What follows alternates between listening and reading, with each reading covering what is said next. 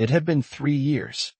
3 years of dinners, movies, inside jokes, and building a life together. We weren't perfect, but we were us. That's why the bomb she dropped hit so hard. It was a Tuesday night. Nothing special, just takeout and Netflix on the couch. Then, out of nowhere, she said it. I think we should try an open relationship. The words hung in the air like a bad smell. My stomach dropped. I felt a cold wave wash over me, and my heart did a weird skip.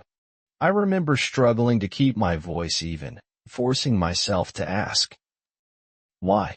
What's going on?" Her answer was even worse than the question. "I'm just bored. I still love you, but the spark isn't there anymore. I don't get excited like I used to." She even tried to pin it on her ADHD, like her brain chemistry was somehow to blame for her wandering eye. My brain short-circuited. The idea was insane. I'm not wired that way. Jealousy is practically my middle name. I told her flat out, I don't like this. Not one bit. But she wouldn't let it go. She kept pushing, practically begging, telling me it would somehow fix us. Bring back the spark. It's just about variety, she pleaded. I don't want to leave you. I just need to experience more.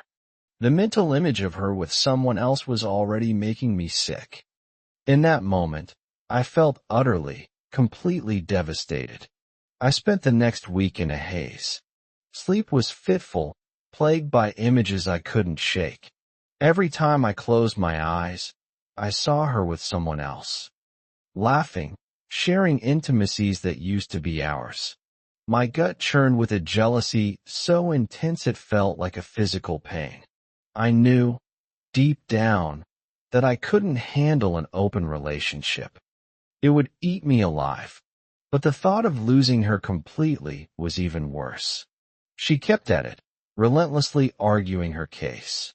She'd catch me when I was vulnerable, late at night, or early in the morning before I'd had my coffee. She'd paint these elaborate pictures of how it could save us, how it would reignite the spark, how we'd be stronger than ever. Slowly, reluctantly, I started to crack. It wasn't that I believed her bullshit about the spark. It was more that I realized something even more devastating. This relationship was already dead. The open relationship wasn't a solution, it was a symptom. I just needed a way to transition out of it smoothly, to avoid a messy, painful breakup. So, I agreed. But I wasn't stupid. I had one condition, and it was non-negotiable. If I catch feelings for someone else, I'm leaving. No exceptions. She agreed instantly. A little too instantly, maybe. Looking back, that should have been a red flag the size of a house. The instant she agreed, a cold certainty settled over me. It was like a switch flipped. Before, I'd been clinging to the idea of us, however tarnished. Now, I saw it for what it was. A corpse. We were just going through the motions, and this open relationship was the embalming fluid, designed to delay the inevitable decomposition. My focus shifted entirely to the exit strategy. I needed to detach, to disentangle my life from hers as cleanly as possible. We still shared the apartment, bills, a friend group. The thought of a screaming match, a drawn-out battle over who got the couch or the record collection, filled me with dread. I'm not good with confrontation. The open relationship, as twisted as it was, offered a buffer, a slow fade instead of a sudden implosion. And my condition, that was the key. It gave me control. It wasn't about finding someone else, not initially. It was about having a predetermined endpoint, a clean break clause that wouldn't leave me feeling guilty or responsible for her feelings. I could walk away knowing I'd been honest, upfront, and that she'd agreed to the terms. It was a self-preservation tactic, plain and simple. Looking back, maybe it was cowardly, but at the time, it felt like the only way to survive. Her immediate agreement to my condition still puzzles me. It wasn't a thoughtful, "Okay, I understand," but a quick, almost dismissive, "Sure, whatever." It felt like she hadn't even registered the implications, or perhaps she genuinely believed I was incapable of developing feelings for anyone else. Maybe she thought I was too broken, too emotionally stunted to ever connect with someone new on that level. Whatever her reasoning, the rules were set. Crystal clear. If I fell for someone else, I was gone. No arguments. No second chances, no guilt trips. That was the deal. It was almost comical, the way she laid the foundation for her own destruction. She was so focused on her own desires, on chasing novelty and excitement, that she completely overlooked the possibility that I might actually thrive outside the confines of our dying relationship. Maybe she thought she could control the situation, that she could have her fun while keeping me safely anchored in place. Perhaps she underestimated my capacity for growth, for change, for finding happiness elsewhere. Or maybe she simply didn't care. Maybe, deep down, she wanted me to leave, but lacked the courage to initiate the breakup herself. The whole thing was a twisted game of emotional chicken, and she was about to learn the hard way that she wasn't the only one who knew how to play. It began almost immediately. Within days, she was setting updates, excitedly chattering about profiles and potential connections. The speed with which she embraced this new arrangement was jarring. It was like she'd been holding back for years, and now the floodgates were open. At first, it stung like hell. Every time she mentioned a date, every time she got dressed up to go out, every time she came home with that slightly too bright smile, a fresh wave of jealousy washed over me. I'd lie awake at night, listening for her key in the door, wondering who she'd been with, what they'd done. It was a constant, low-grade torture, but I refused to let it consume me. I reminded myself that this was my out.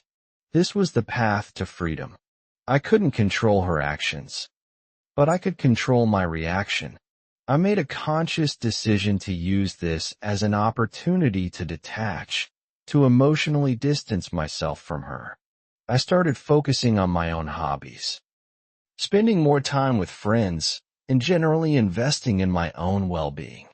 It wasn't easy, but with each passing day, the pain lessened and the detachment grew stronger. I was slowly reclaiming my life. Eventually, I decided to play the game, too. It felt strange at first, setting up a dating profile, crafting messages to strangers. But I reminded myself that this wasn't about finding the one.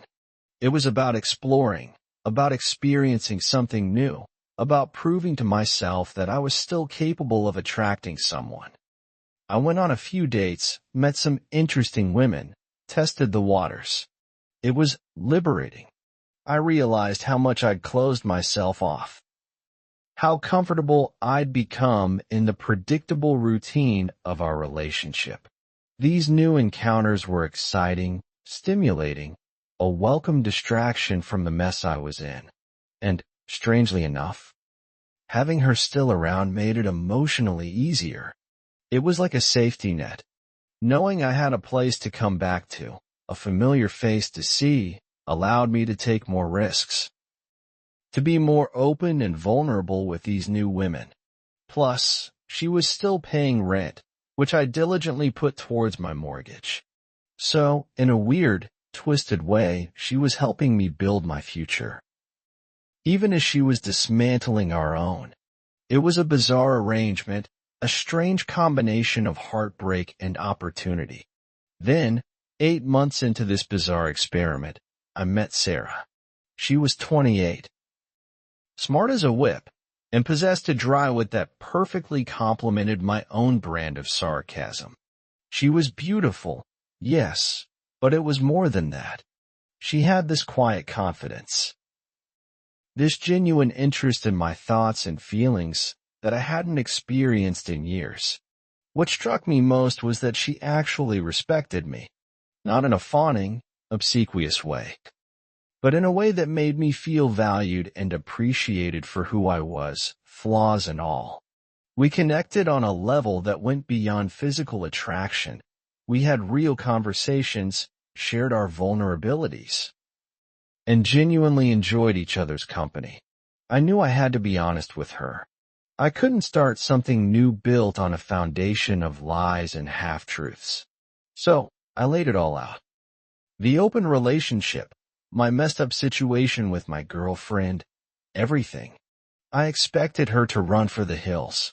Instead, she listened patiently, her expression thoughtful.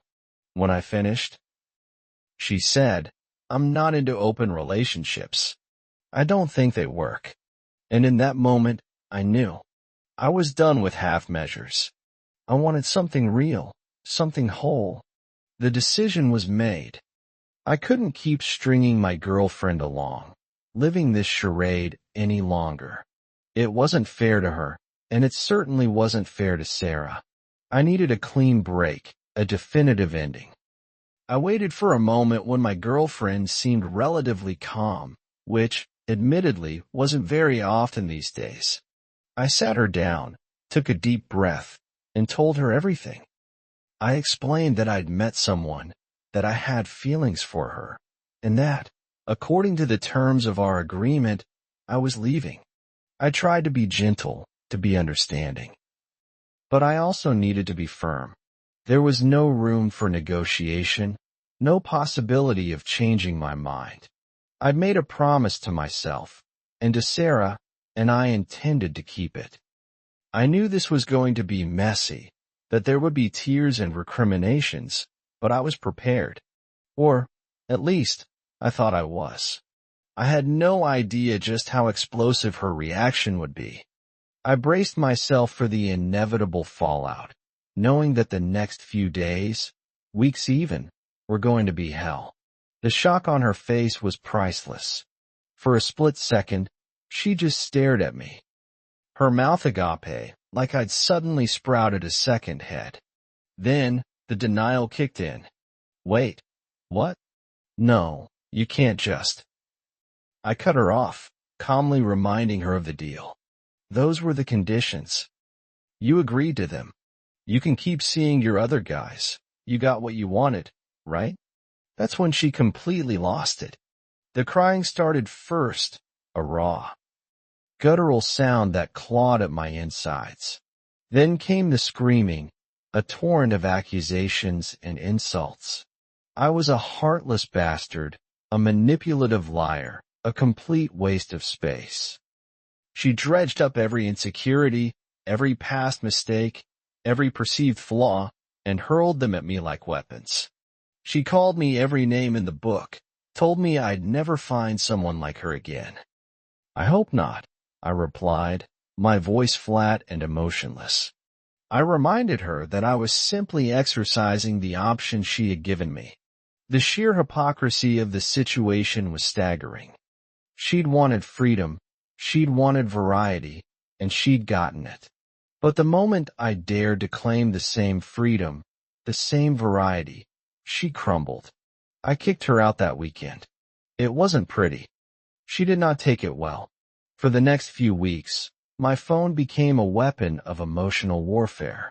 A constant barrage of calls, texts, voicemails, ranging from tearful apologies to venomous threats. One minute she was begging for another chance, swearing she'd change. The next she was accusing me of ruining her life and vowing revenge. She started showing up at my place at random hours, pounding on the door, screaming my name. I ignored her, refusing to engage. It was exhausting, terrifying, and utterly surreal.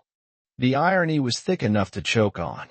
She was the one who wanted this, who pushed for this, who created this monster. The most ludicrous part was her obsession with Sarah. She called her a psychopath, a homewrecker, a gold digger. She claimed Sarah had manipulated me, brainwashed me, turned me against her.